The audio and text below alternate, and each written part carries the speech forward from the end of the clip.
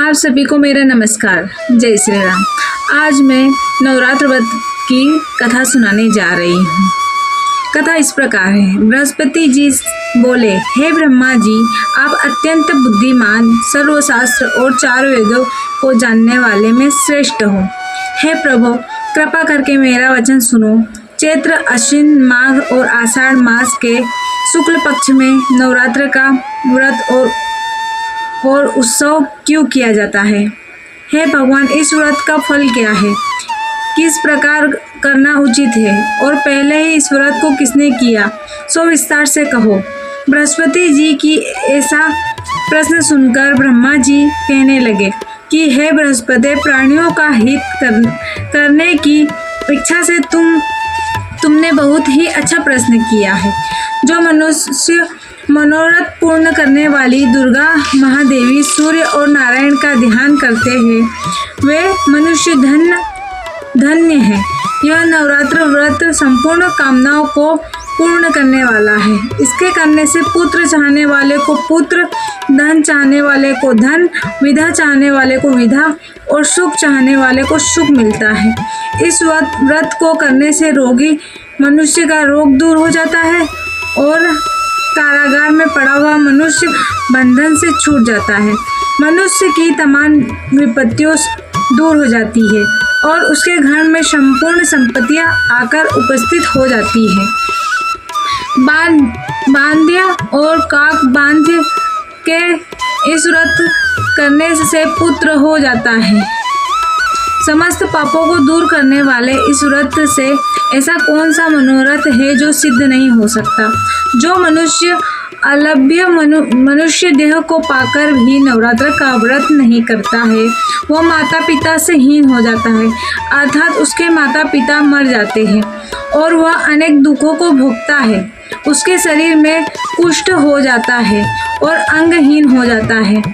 उसके संतानोत्पत्ति नहीं होती। इस प्रकार वह मूर्ख अनेक दुख भोगता है। इस व्रत को न करने वाला निर्दयी मनुष्य धन और धान्य से रहित हो जाता है। भूख और प्यास के मारे पृथ्वी पर घूमता है और गूंगा हो जाता है।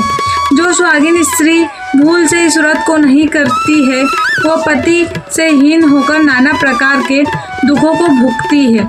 यदि व्रत करने वाले मनुष्य सारे दिन का उपवास न कर सके तो एक समय भोजन करे और उस दिन बांधवों सहित नवरात्र व्रत की कथा श्रवण करे।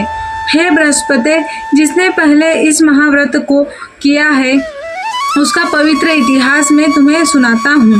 तुम सावधान होकर इस प्रकार ब्रह्मा जी के वचन सुनकर बृहस्पति जी बोले, हे ब्राह्मण, मनुष्यों का कल्याण करने वाले इस व्रत के इतिहास के बारे में के लिए कहो।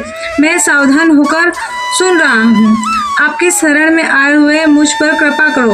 ब्रह्मा जी बोले, पीठत नाम के मनोहर नगर में एक अनाथ नाम का ब्राह्मण रहता था। वह भगवती दुर्गा का भक्त था। उसके संपूर्ण गुणों से युक्त मानो ब्रह्मा की सबसे पहली रचना हो, ऐसा यथार्थ नाम वाली सुमति नाम की एक अत्यंत सुंदर कन्या पैदा हुई।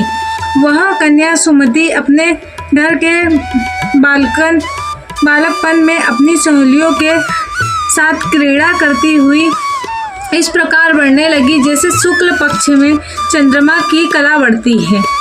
उसका पिता प्रतिदिन दुर्गा पूजा और होम किया करता था। उस समय वह भी नियम से वहां उपस्थित होती थी। एक दिन वह सुमति अपनी सखियों के साथ खेलने लग गई और भगवती के पूजन में उपस्थित नहीं हुई। उसके पिता को पुत्री की ऐसी असावधानी देखकर क्रोध आया और पुत्री से कहने लगा कि हे दुष्ट पुत्री, आज प्रभात से तुमने भगवती का पूजन नहीं किया।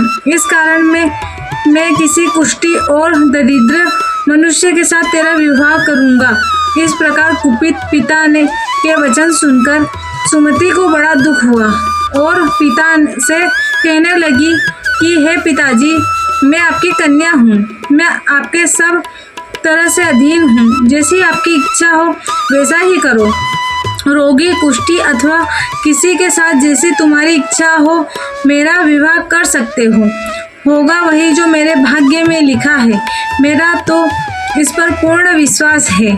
मनुष्य न जाने कितने मनोरथों का चिंतन करता है, पर होता वही है जो भाग्य में विधाता ने लिखा है। जैसा करता है उसको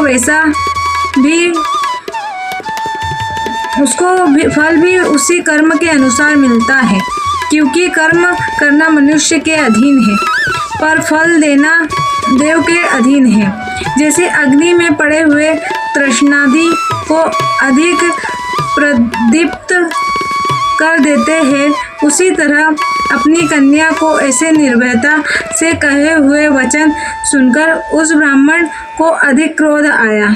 तब उसने अपनी कन्या का एक कुष्ठी के साथ विवाह कर दिया और अत्यंत क्रुद्ध होकर पुत्री से कहने लगा, जाओ जाओ, जल्दी जाओ, अपने कर्म का फल भोगो।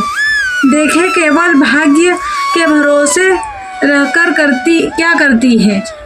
इस प्रकार से कहे हुए पिता के कटु वचनों को सुनकर सुमति अपने मन में विचार करने लगी, अहो मेरा बड़ा दुर्भाग्य है जिससे मुझे ऐसा पति मिला है।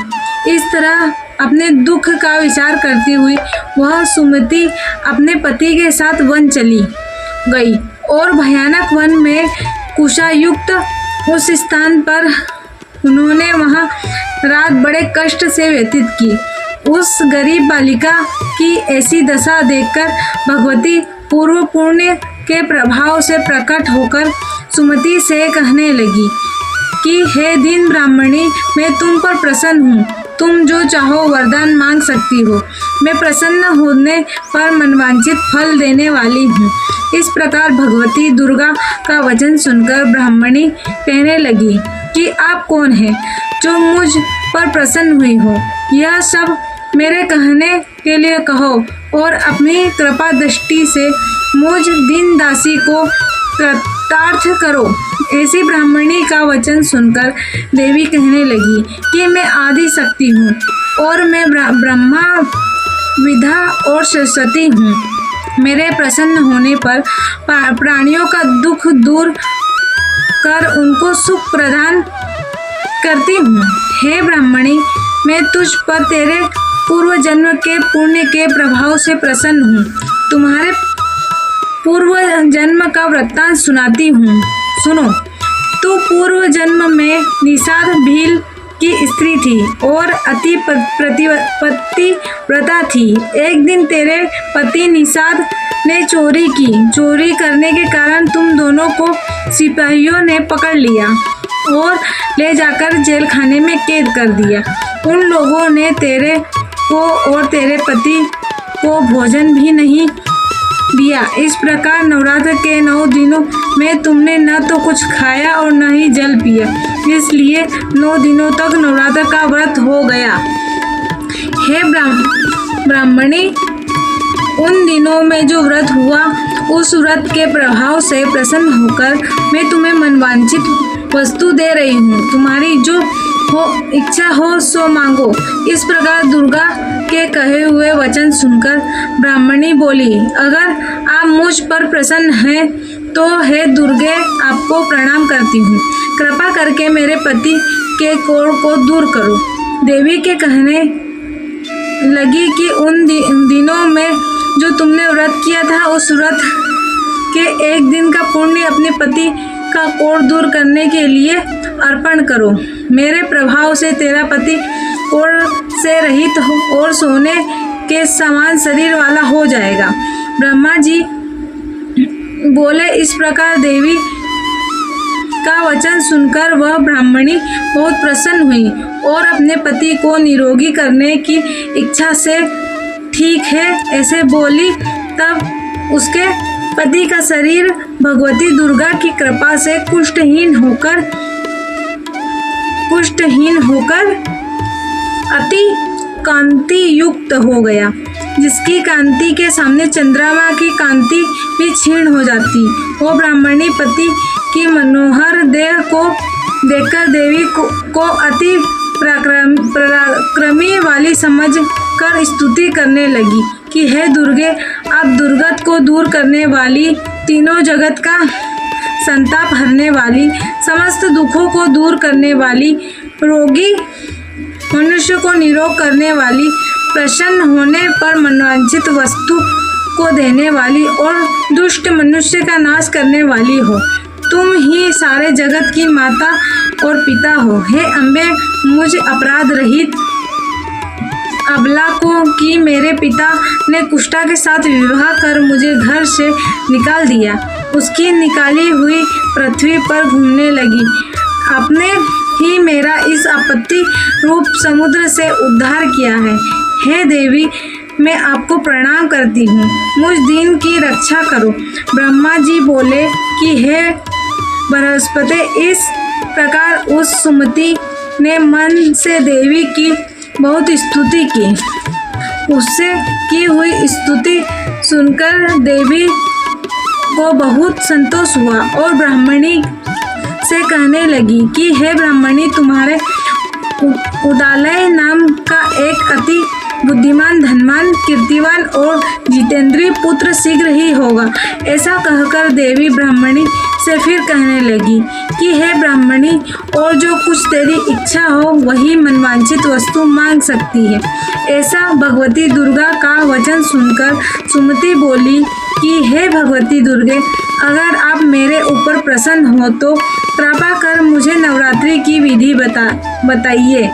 हे दयावती, जिस विधि से नवरात्र व्रत करने से आप प्रसन्न होती है, उस विधि और उसके फल को मेरे लिए विस्तार पूर्ण वर्णन करें। इसी प्रकार ब्राह्मणी के वचन सुनकर दुर्गा कहने लगी कि हे ब्राह्मणी, मैं तुम्हारे लिए संपूर्ण पापों को दूर करने वाली नवरात्र व्रत विधि को बतलाती हूँ, जिसके सुनने से तमाम पापों से छूटकर मोक्ष की प्राप्ति होती है। अश्विन मास के शुक्ल पक्ष की प्रतिपदा से लेकर 9 दिन तक विधि पूर्वक व्रत करें। यदि दिन भर का व्रत न कर सके तो एक समय का भोजन करें। पढ़े लिखे ब्राह्मणों से पूछकर घट स्थापना करें और वाटिका बनाकर उसको प्रतिदिन जल से सींचे। महाकाली, लक्ष्मी और माँ सरस्वती मूर्तियाँ बनाकर उनकी नित्य विधि सहित पूजा करें और पुष्पों से विधि पूर्वक आर्घ्य दें। बिजोरा के फूल से आर्घ्य देने से रूप की प्राप्ति होती है। जाय से कीर्ति, दाख और से कार्य सिद्धि होती है।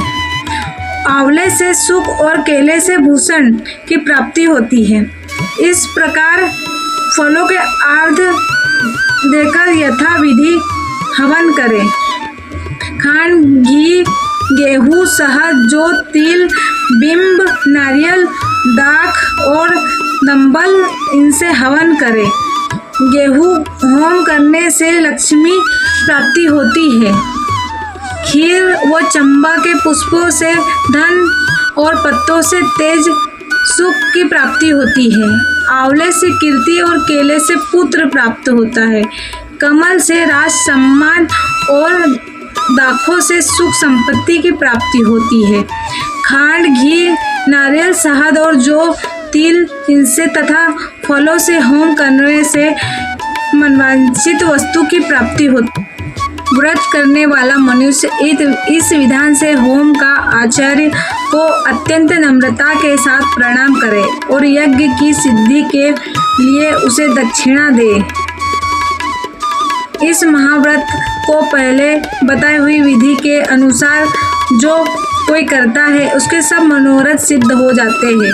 इनमें तनिक भी संशय नहीं है। इन 9 दिनों में जो कुछ दान आदि दिया जाता है उसका करोड़ों गुना इस नवरात्र के व्रत करने से ही अश्वमेध यज्ञ का फल मिलता है।